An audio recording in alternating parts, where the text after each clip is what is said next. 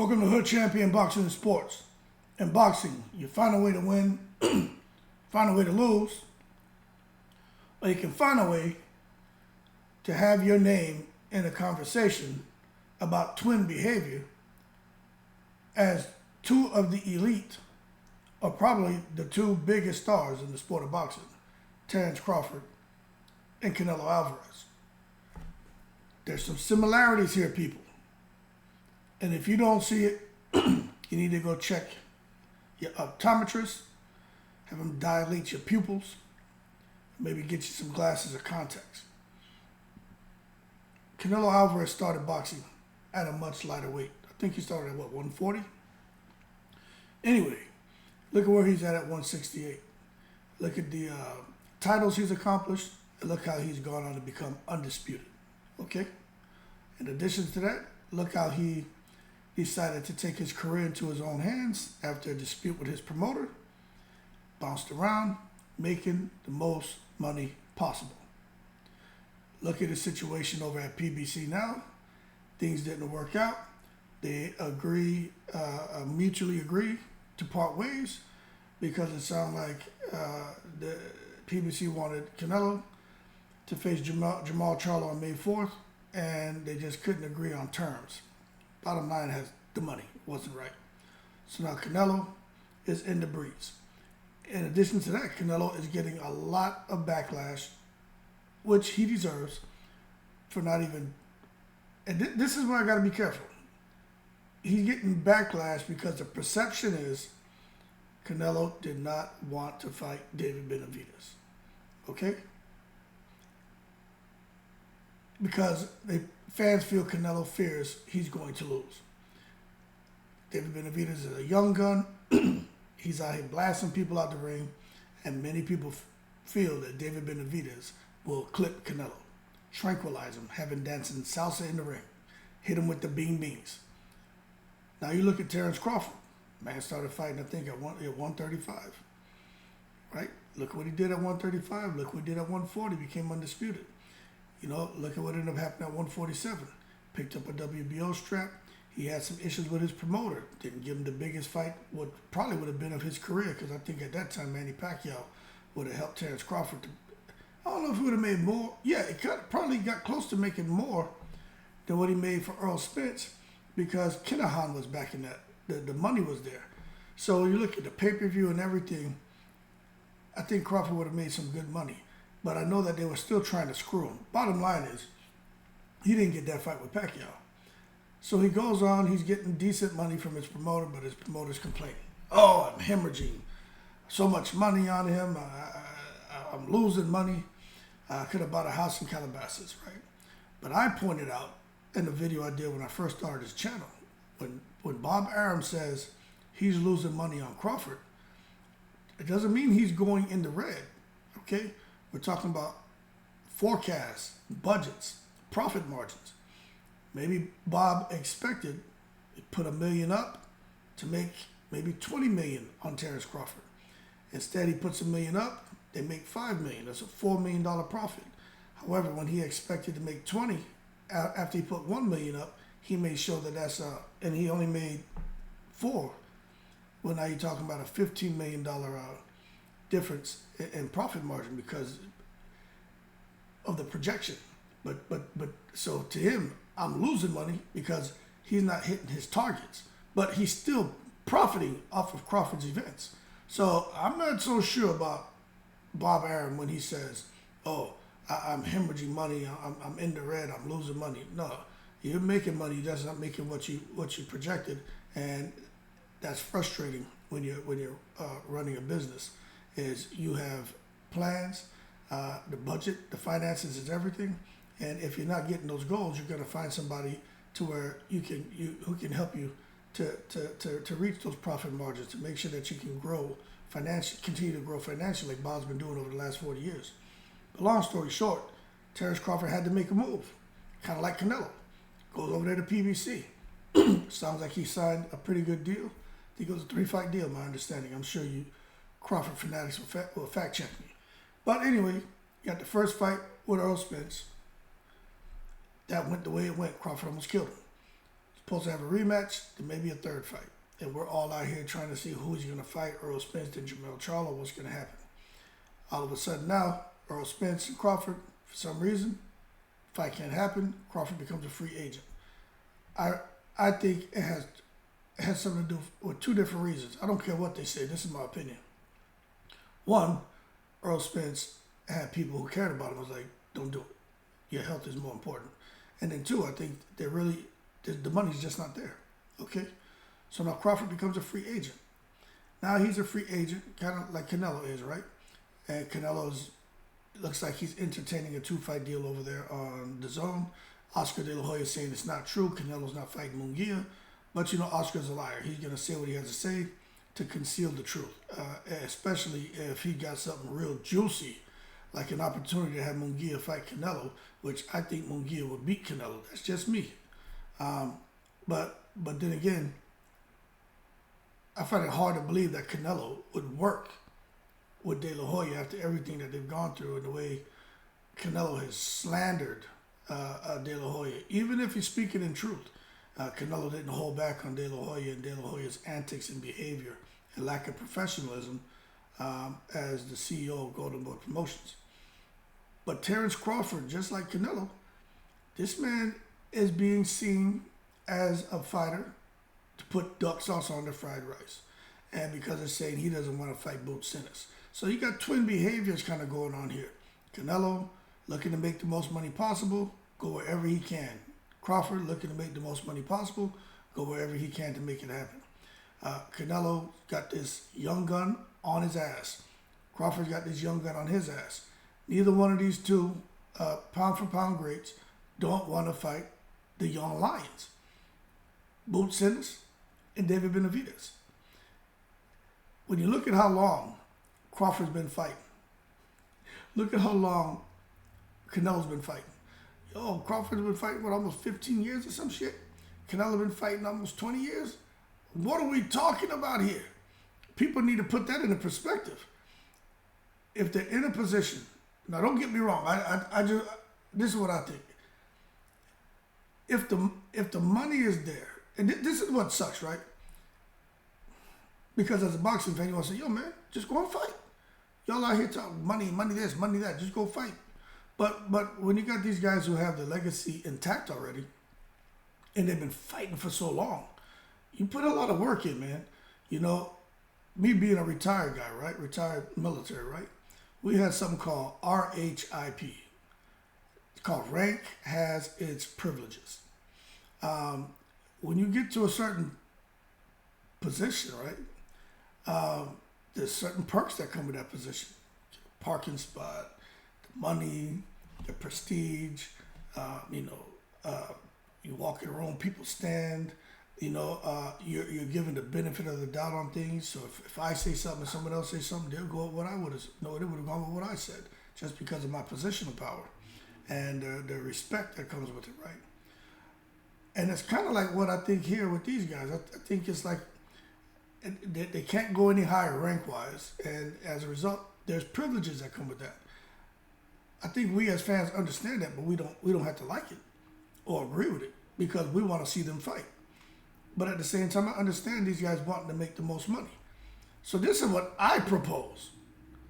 I know Boots is on Crawford's ass, and I think that's a fight that will be very intriguing.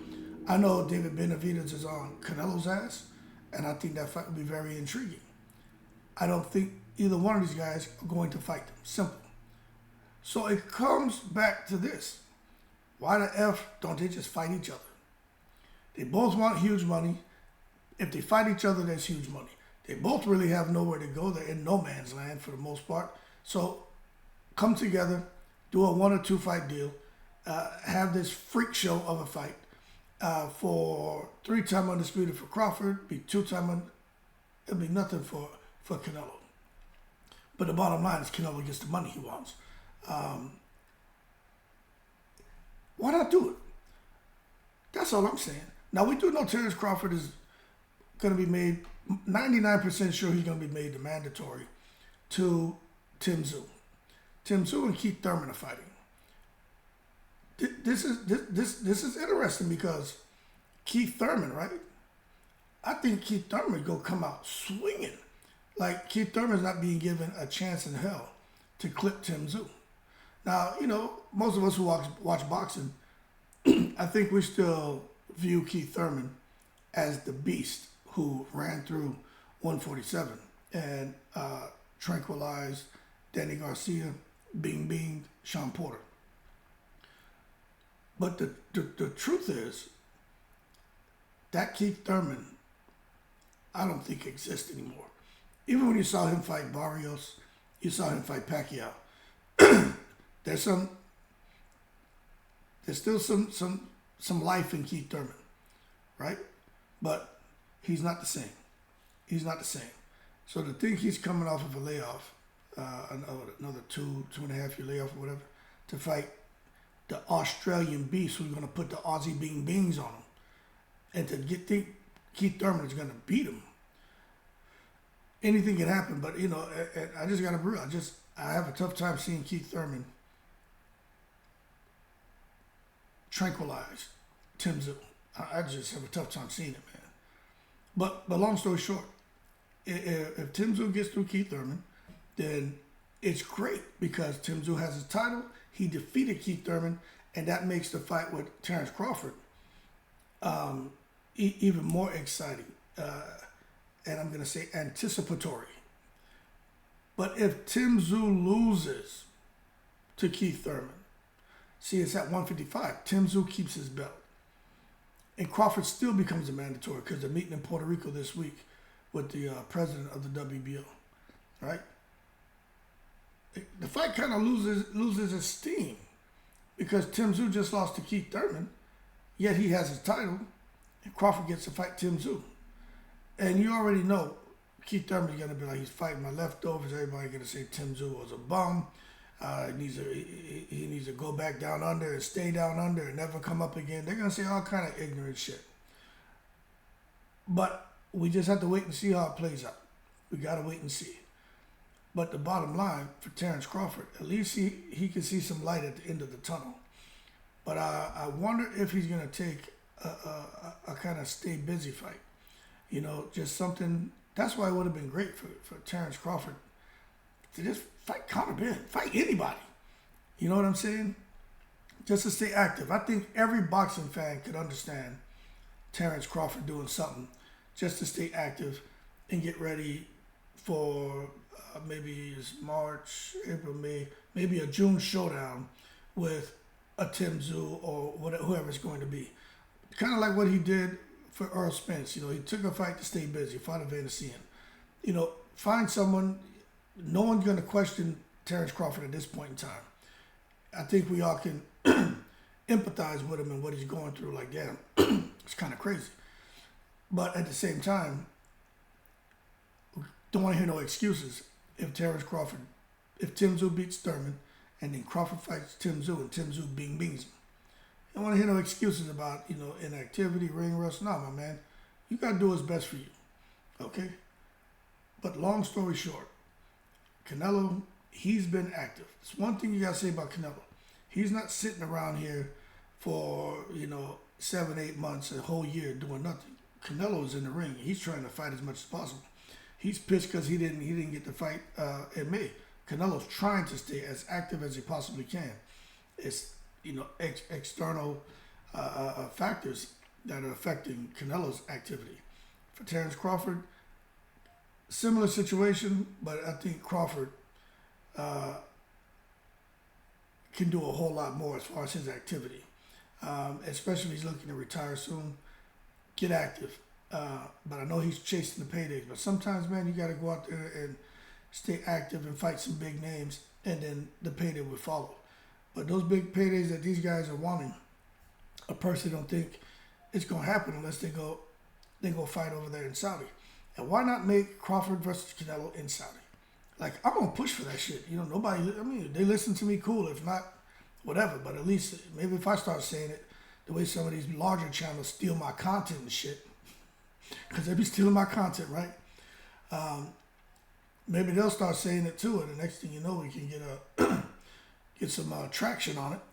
And Eddie Hearn and Frank Warren and Bob Arum and Al Sheik can somehow make that fight happen.